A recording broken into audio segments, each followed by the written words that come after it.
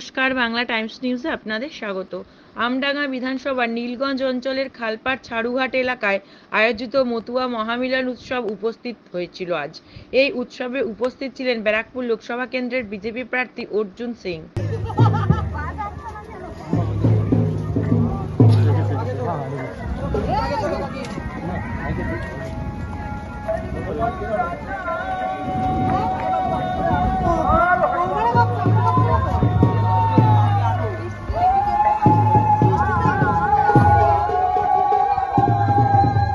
সভাপতি কালীগঞ্জ মজুমদার